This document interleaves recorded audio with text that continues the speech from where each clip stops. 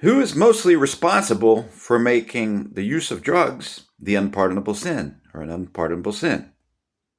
Hint, it wasn't God. It appears to be mostly white cultures that did it. There's probably now I don't know if it started in America for sure, but I'm from America, and in America, some white cultures did it. From what I have heard and understand, and can't be sure of all the way, is the evolutionists, maybe even KKK, influenced drug prohibition as a trick. And so now there were black slave owners, masters. There weren't just black slaves, there were black slave masters, there were white slaves. So there may have been some black folks involved in the Democrat Party back then that did that at first, right? But probably not too many, because the Democrat Party. I won't tell you what I can guess on, speculate on. This is more speculation, not this what I'm about to say, than something that no historian has probably ever brought out. And I'm not the best memory for a historian, somebody that likes history. But uh, the Democrat Party was the party of slavery. It wasn't the Republican Party. The Republican Party ended slavery. But there were black slave masters back then. And so there were some black folks in part of the Democrat Party. But most black folks back then liked the Republican Party. They were part of the Republican Party, and they were mostly black slaves, even though there were white slaves and other slaves. There were mostly black slaves. So this isn't about slavery, so we'll change the subject. But they've created a slave system that we're not aware of, because we always talk about slavery back then instead of slavery now. I've lost my voice, and my throat's drying up. I'm about to cough or something. But so here's the problem. When you create an unpardonable sin, that's not even a sin. It's not even a sin to use drugs, according to the Bible. It's a sin to be drunk. It's a sin to love drunkenness. It's not even a sin to be drunk sometimes. If you're on your deathbed, if you're suffering from depression, from being poor, Proverbs 31 qualifies the use of medicine. Now, it doesn't say drunkenness, strong drink for that. It says wine.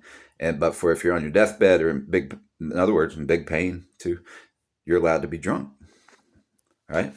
So the problem with drunkenness is kind of like sex. You can have it proper, or you can have it outside of. If you have sex outside of marriage, it's improper.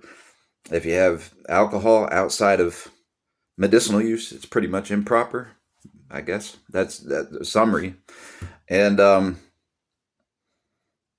if you're just doing it for pleasure, but in a sense, you're taking medicine to relieve you of pain, and that's a type of pleasure too. But it's not. It's for a purpose.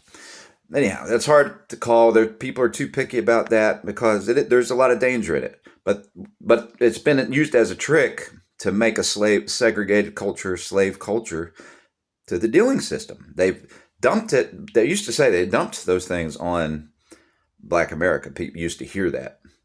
A lot of people scoff at that and they don't believe it.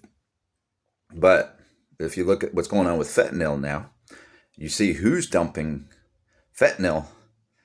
And it's the Democrat Party is it has armies. You could call it enemy armies from other country bringing fentanyl in and dumping it in poor neighborhoods. It's going everywhere pretty much. But so that's probably the same way they dumped it. That's the side of government that dumped it in black neighborhoods back in the day, poor neighborhoods. But a lot of the concentration was on black neighborhoods because they were vulnerable. A lot of more people were vulnerable because they were recovering from a larger population coming out of slavery. And, so there's a lot of people that were left without owning a home, had to rent, I guess, back then. And now we've tricked everybody into promoting rent instead of ownership. But and not me. The Democrat Party and Republicans that are greedy and want to just make money instead of letting people buy and own. Renting is not ideal. You want to rent to own, or just buy outright. You want to own. And people can still make money by doing rent to own. You rent to own, you're doing a service. You've made enough money to go buy another place to rent to own. You don't have to just keep renting this thing over and over and then raising the prices so people can't even afford rent. You're creating homelessness. You're helping create homelessness by doing that stuff. So I didn't know I was going to say all this stuff, but because I actually didn't get my main point. So what's the main point? The main point is they're playing God by creating an unpardonable sin, such as something with like a mousetrap. You're using cheese. That a mouse is going to go for some cheese sometimes. This isn't quite the same as cheese. It's not food. But I mean, chocolate's kind of a type of food, and it has drugs in it. Same with coffee. It's a drink. But tea. And so they're playing God. So a large part of the white culture in America, I don't know how the time sequence went with other countries. They have similar drug laws, I think. Were playing God when they created the laws. And so they're being a dictator. When they created laws that made it a sin, a crime, to use a medicine. All right? Now, we're not talking about safety and all that here. We're talking about the process that should be in place. And the process that should be in place would be a process that works better than all these tricks. All right? So you do, if you legalize stuff, it means you have safe forms. You need to quit suing doctors, quit suing people. And if somebody overdoses on a legal form of medicine, any kind of medicine, and it shows the milligrams and it wasn't poisoned or anything, usually it's not going to be, then that's their fault if they overdose, right? So you make these safe forms, and you still teach abstinence. Not as if it's a crime to not to do abstinence, but it's, you decide when you need some medicine and you want to stay off it. You want to be taught, you got to be educated about health and mental health and all those kind of things, spirituality, and you want to stay clean most of the time. More clean than people who drink coffee stay clean. Cleaner than that. You want to have your mind ready for God. You want to be more peaceful, not ADD, short-tempered, adrenaline freak. In a sense, with caffeine, it's wrong to be high on that all the time too. So, because from a spiritual standpoint, all right, and a physical standpoint, it's not good for your body. So it's not great for your memory either. It's not good for what you focus on. So we're hypocritical because we've got a trick law, and it's a tricky law. It's easy to believe because of all the dangers of those things. So, but the reality is, of any medicine, you can have a 2% form or 100% form.